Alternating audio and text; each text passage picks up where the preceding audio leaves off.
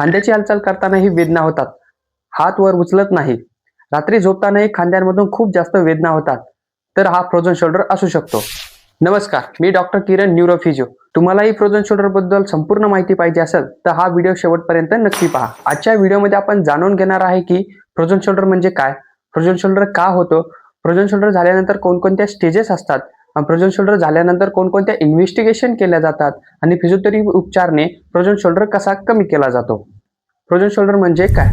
Frozen shoulder म्हणजे खांद्याच्या सांध्यांभोवती जो capsule असतो तो जाड आणि घट्ट जेव्हा बनतो तेव्हा फ्रोझन शोल्डर होण्याची शक्यता असते. तुम्ही योग्य उपचार नाही केला तरी हा त्रास तुम्हाला 1 ते 3 वर्षही टिकू शकतो. फ्रोझन शोल्डर का होतो? तुम्हाला खांद्यांमध्ये कोणती इजा झाली असेल त्याच्यामुळे तुम्हाला फ्रोझन शोल्डर होऊ शकतो. तुम्हाला सर्व्हायकलचे प्रॉब्लेम असेल तरी तुम्हाला फ्रोझन शोल्डर होऊ शकतो. सर्वात महत्त्वाचे म्हणजे डायबेटिक हिस्ट्रीमध्ये सर्वात जास्त फ्रोझन शोल्डर कंडिशन आढळून येतात. फ्रोझन शोल्डरमध्ये एकूण 3 स्टेजेस असतात.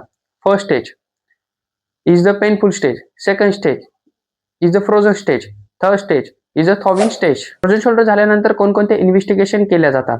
तुम्हाला बेस्ट फिजिओथेरपिस्टकडे जाऊन क्लिनिकल एक्झामिनेशन करून घेणं गरजेचं आहे. Second MRI, third X ray. Frozen shoulder physiotherapy उपचाराने कसा कमी केला जातो?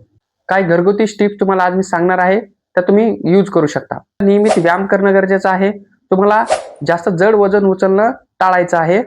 तुम्हाला खांद्याचा भाग हा 5 ते 10 मिनिटं कोमट पाण्याने शेकून काढायचा आहे. आणि सर्वात महत्त्वाचे तुम्हाला डायबिटीज कंट्रोलमध्ये ठेवायचं आहे. आज मी तुम्हाला 3 बेस्ट एक्सरसाइज सांगणार आहे जे तुम्ही घरी करू शकता ज्याने तुमचा फ्रोझन शोल्डर कमी होऊ शकतो.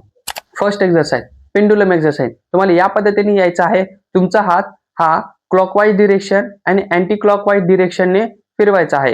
ही रिपिटेशन तुम्हाला 10 ते 12 वेळेस रिपीट करायचं आहे. 2 ते 3 वेळेस दिवसातून तुम्ही हा व्यायाम करू शकता. Second exercise finger ladder exercise. तुम्हाला या पद्धतीने भिंतीच्या समोर उभा राहायचे आणि तुमचा हात हा वरती घेत जायचा आहे. ही एक्सरसाइज तुम्ही 10 ते 12 वेळेस रिपीट करू शकता. दिवसातून 2 ते 3 वेळेस हा व्यायाम करू शकता तुम्ही.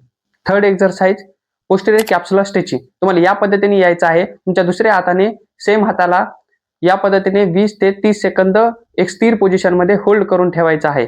हा व्यायाम तुम्ही 2 ते 3 वेळेस रिपीट करू शकता. दिवसातून 1 ते 2 वेळेस हा व्यायाम करणे गरजेचं आहे. या तिन्ही एक्सरसाइज करून तुम्ही तुमचा फ्रोझन शोल्डर कमी करू शकता. अशाच महत्त्वपूर्ण व्हिडिओसाठी आपल्या चॅनलला लाईक, शेअर आणि सबस्क्राईब करायला विसरू नका. धन्यवाद.